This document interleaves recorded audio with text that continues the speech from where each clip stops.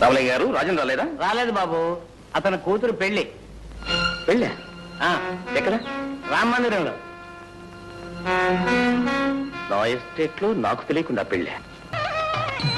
ఏం రాజన్ గారు, ఎస్టేట్ లో నాకు తెలియకుండా ఎక్కడ పెళ్లి జరగని మీకు తెలుసు కదా, కనీసం ఖబరైనా పంపలేదే?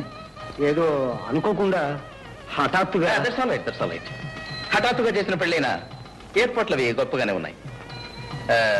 పెళ్లి సంబంధం కూడా గొప్పదే అనుకుంటాను. Good good good. వీళ్ళెవరు? వాళ్ళందరూ నా స్నేహితులు. నమస్కారం. నమస్కారం. నమస్కారం. ఏంటి సంగతి? అదే ఏం లేదు. లక్ష్మి, నువ్వు చదువుకునే అమ్మాయి, ఎందరో ఫ్రెండ్స్ ఉంటారు. ఎవరు రాలేదా, లేకపోతే నువ్వు పిలవలేదా? చూడు లక్ష్మి, పెళ్లి అనేది జీవితంలో ఒకేసారి జరిగేది. దానికి బంధువులు మిత్రులు అందరూ వచ్చి ఆశీర్వదించే శుభం కదా. ఓయ్, నువ్వు పెళ్లి చూడటానికి వచ్చావా, లెక్కలు దంచడానికి వచ్చావా? గంగా, ఆయన ఎవరనుకున్నావు? మా ఎస్టేట్ యజమాని.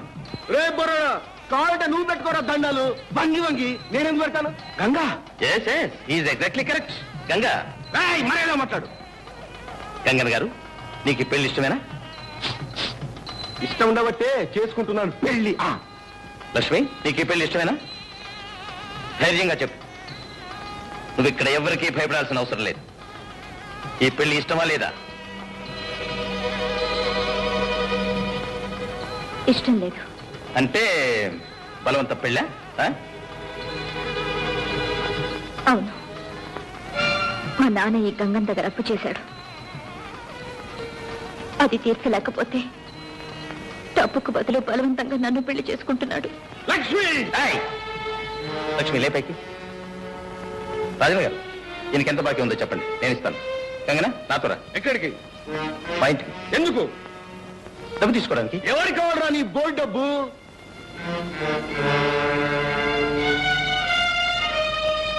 గంగన్న గారు, ఆవేశపడితే అన్యాయంగా చెడిపోతారు. మర్యాదగా నా వెంటండి. కమా. ఎవరికి కావాలరా నీ మర్యాద? ఏరా, నీకు మర్యాద కావాలా? వద్దు. ధనలక్ష్మి కావాలా, గృహలక్ష్మి కావాలా? నాకు రెండు వద్దు. మా చెయ్యి రండ్రా, లైన్ కనిపించండి. Right hand. ఇంకోసారి ప్రాంతాలకు వచ్చారంటే డొక్క చీరేస్తాను.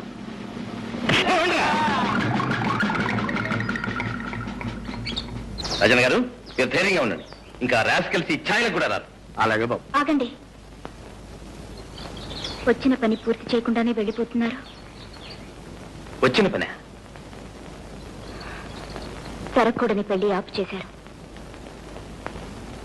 జరగవలసిన పెళ్లి జరిపిస్తేనే కదా మీరు వచ్చినందుకు ప్రయోజనం. లక్ష్మి, నువ్వు చదువుకునే అమ్మాయి, తగిన వరుణ్ణి నువ్వే చూసుకో. నేనే దగ్గరుండి పెళ్లి బ్రహ్మాండంగా జరిపిస్తాను. ఓకే? పీటల మీద పెళ్లి ఆగిపోతే ఆడపిల్లకు మళ్లీ పెళ్ళవుతుందా? తగిన వరుడు కూడా దొరుకుతాడా? ఈ పరిస్థితుల్లో నన్ను పెళ్లి చేసుకోవడానికి ఎవరు ముందుకొస్తారు? ఎందుకు రారు? అందము, చదువు అన్నీ ఉన్నదానివి. నువ్వు కోరితే ఏ బుద్ధిమంతుడైనా ఒప్పుకుంటాడు.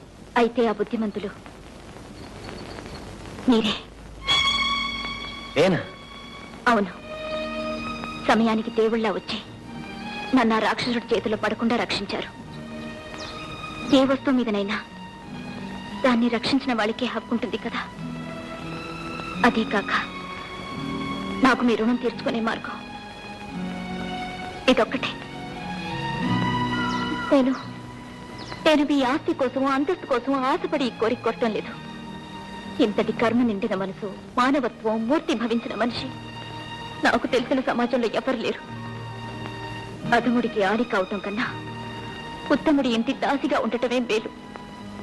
మీ వంటి ఆదర్శమూర్తి పాదాల వద్ద జీవితం గడపాలనే ఆశయంతోనే ఆడపిల్లనే పిడియం కూడా వదిలిపెట్టి నా మనసు బయట పెట్టాను. నన్ను కాదనకండి, నన్ను కాదనకండి.